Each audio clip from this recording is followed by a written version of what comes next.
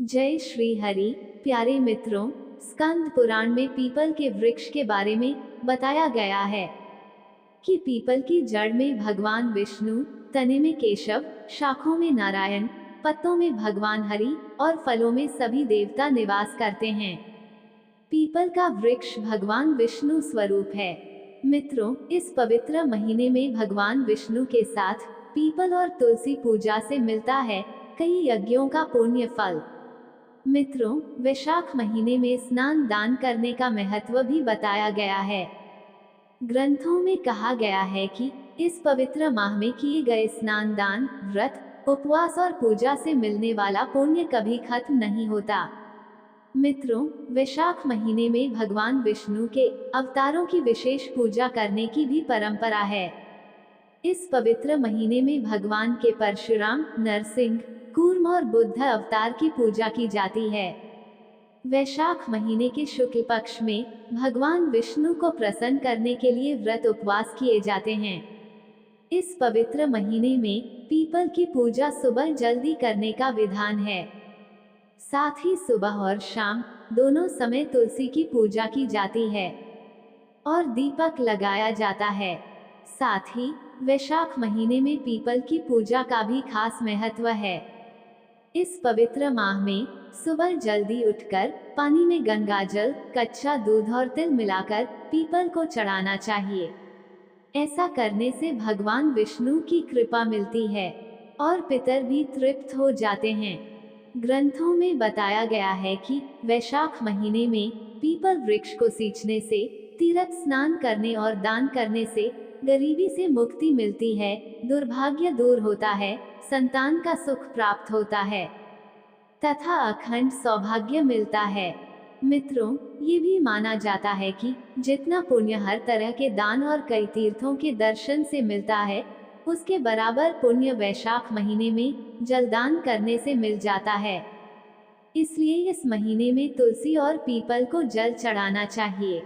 साथ ही पानी पिलाकर लोगों की सेवा करनी चाहिए। मित्रों, बड़े बड़े महात्मा भी इस वृक्ष की सेवा करते हैं, क्योंकि ये वृक्ष मनुष्यों के पापों को नष्ट करने वाला है। पीपल में पितरों और तीर्थों का निवास होता है। भागवत गीता में भगवान श्री कृष्ण कहते हैं कि वृक्षों में सर्वोत्तम मैं पीपल हूँ। साथ ही पीपल को ही भगवान विष्णु का स्वरूप भी बताया गया है और जहाँ भगवान विष्णु होंगे वहाँ लक्ष्मी स्वयं मौजूद होंगी। पीपल की महत्ता इससे ही पता चलती है कि भगवान कृष्ण ने पीपल के वृक्ष के नीचे ही गीता का ज्ञान दिया था। इसलिए पीपल की पूजा करने से भगवान विष्णु और माता लक्ष्मी का आशीर्वाद प्राप्त होता है और सभी कार्य पूरे होते हैं। मित्रों, ज्योतिष शास्त्र के अनुसार वैशाख माह में हर रोज पीपल के वृक्ष के पूजा करनी चाहिए, क्योंकि पीपल पर अलग अलग दिनों में अलग देवी देवताओं का वास होता है। इससे न केवल सभी देवी देवताओं का आशीर्वाद प्राप्त होता है, बल्कि अक्षय पुण्य की भी प्राप्ति होती है। पीपल की पूजा करने के बाद परिक्रमा करने से सभी तरह के पाप भी नष्ट हो जाते हैं। साथ ही जिस व्यक्ति पर शनि की 7.5 या धाया चल रही होती है, उनको पीपल का पूजन व परिक्रमा अवश्य करनी चाहिए। ऐसा करने से शनि महादशा से मुक्ति मिलती है। शास्त्रों में बताया गया है कि सूर्योदय से पहले कभी भी पीपल की पूजा नहीं करनी चाहिए, क्योंकि इस समय पीपल वृक्ष पर धन की देवी लक्ष्मी की बहन अलक्ष्मी का वास होता है। अलक्ष्मी दरिद्रता की देवी मानी जाती हैं और हमेशा गरीबी व जीवन में परेशानी लाती हैं। इसलिए सूर्योदय से पहले न तो पीपल की पूजा करनी चाहिए और न ही इस वृक्ष के पास जाना चाहिए। ऐसा करने से घर में दरिद्रता चली आती है। हमेशा सूर्योदय के बाद ही पीपल की पूजा करें। मित्रों, हिंदू धर्म में वैशाख महीने में भगवान विष्णु व तुलसी माता के साथ विभिन्न देवी देवताओं की पूजा का विधान भी है, जिनमें पीपल व पथवारी पूजा भी शामिल है। इस पूजन से जुड़ी एक गुजरी की कथा काफी प्रसिद्ध है, जिसे वैशाख महीने में पीपल पथवारी पूजते समय पूरे महीने सुना जाता है।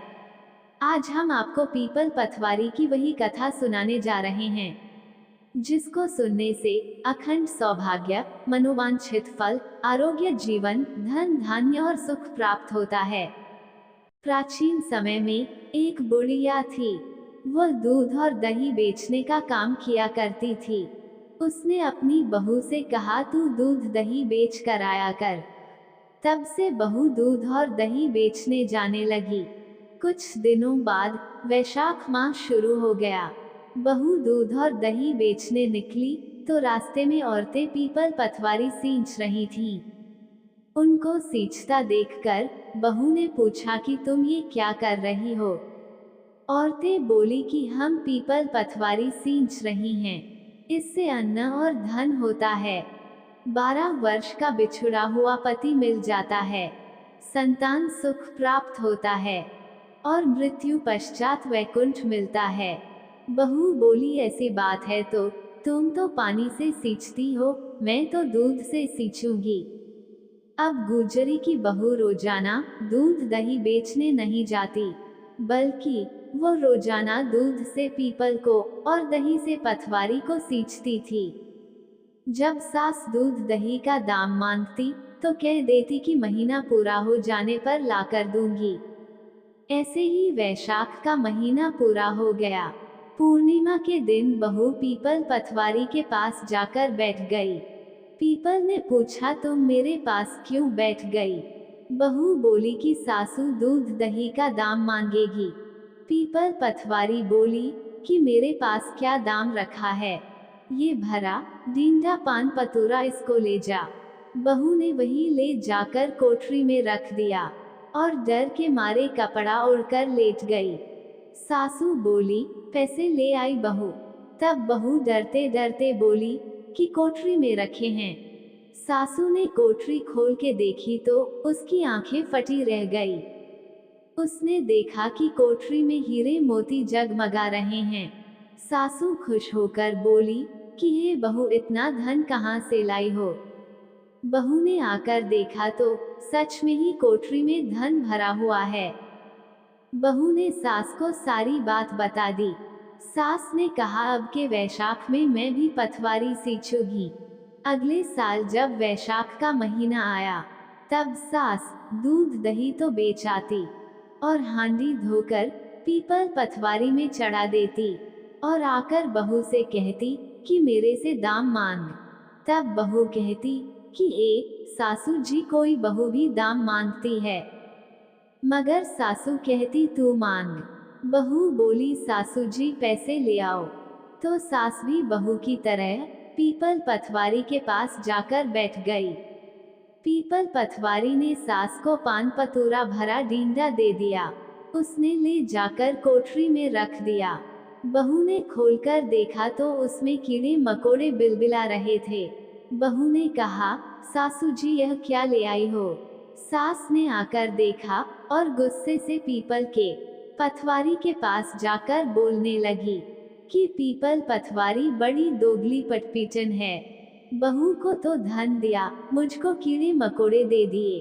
तब पीपल पथवारी बोलने लगे कि बहू तो सत की भूखी सींची थी, तुम धन की भूखी। हे पथवारी माता, जैसा बहू को दिया वैसा सबको देना, जैसा सास को दिया वैसा किसी को ना देना। मित्रों, वीडियो पसंद आया हो तो वीडियो को लाइक और चैनल को सब्सक्राइब करना ना भूलें।